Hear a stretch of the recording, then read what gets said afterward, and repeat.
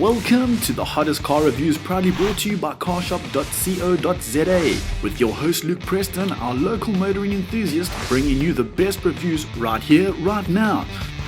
So be sure to visit our website for the best deals and latest offers. Hey guys, welcome to a brand new episode on Carshop Drive. Today we're checking out the Infiniti QX70.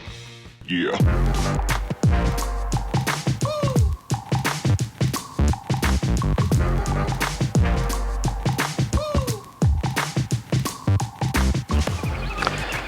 Hello, you find me in a park, but what I actually want to talk about is motorsport for a second.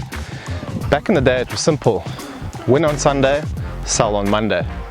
That meant if your shiny new Chevy race car cleaned up on the racetrack on the weekend, you could expect a long queue around the block of your Chevrolet dealership come Monday morning. Well, perhaps not a queue around the block. Nowadays though, it's a bit harder to shift stock off showroom floors. Today our interests far exceed out-and-out performance as demonstrated on a racetrack. And with motorsport becoming less and less relevant to the average road car, win on Sunday, sell on Monday is not the easy sell it used to be. Which brings us to Formula One and Infiniti. Now if you don't follow Formula One, you might not realize that Infiniti is actually a title sponsor of the Red Bull racing team.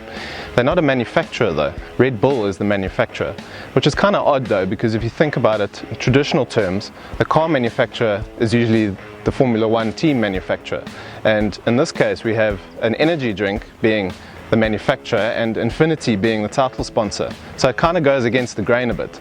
To make things even more confusing, Red Bull race cars are actually powered by Renault engines. And with the prodigious Sebastian Vettel at the helm, it actually proved a winning formula. He winning 4 championships and Red Bull winning 4 manufacturer championships.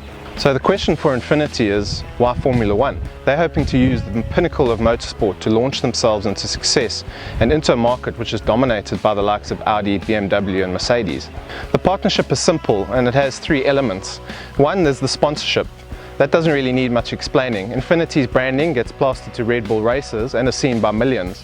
2, there's a technical exchange. Red Bull get access to Nissan and Infiniti's parts and R&D departments and vice versa. And 3, Infiniti get a couple of high-profile brand ambassadors. So enough about motorsport and back to the actual car. The model you see here is the QX70 and it's Infiniti's answer to the likes of the X5 and the Mercedes ML. The QX70 certainly looks like no other SUV on the road, with its curvaceous teardrop shape and long sleek bonnet.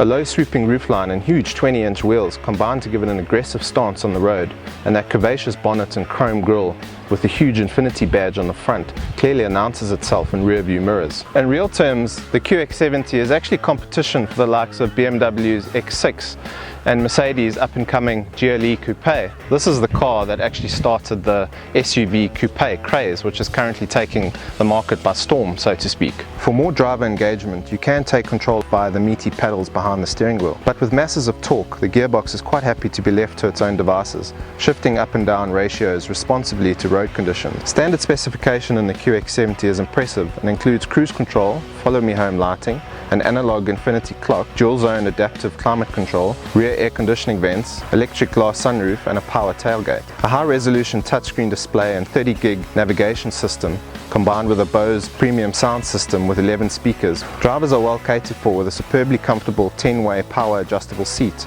with passengers receiving an 8-way power adjustment. A nice to have feature is the power adjustable steering column, which can be adjusted for both height and reach. As a full-size SUV, you might hope that the QX70 has lots of interior space, especially in the rear. But I'm 6 foot and I can tell you it's pretty tight. That low roofline means rear accommodation is especially quite tight. The model I've been driving is the 3-litre V6 turbo diesel. The engine number might be quite familiar to some of you. It's the V9X and it's the same engine that did duty in the Nissan Navara. Out and about and on the road, the QX70 actually does quite a good job of belying its size and weight. It is after all in excess of 2.5 tons. This V6 produces 175 kilowatts and 550 newton meters, and with that much torque, it's actually quite a quick SUV. All models receive a traditional 7-speed automatic. I'm afraid there's no dual clutch system here, but it actually does quite a good job. It shifts up pretty quickly and responds quite well to shifting down when it needs to. Under normal circumstances, the power is sent to the rear wheels, but this being an intelligent four-wheel drive system, it can send power to the front axle if and when it's needed. Of course, as is tradition these days, there is no low-range gearbox on this car. So at best, this is suited to tar roads and the odd farm track and grassy field. But with those huge 20-inch rims, I can't imagine you want to take this very far off-road anyway.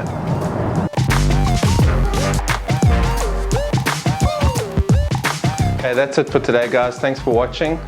As usual, subscribe to our channel. Check out carshop.co.za for great deals and specials on cars, and we'll see you next time.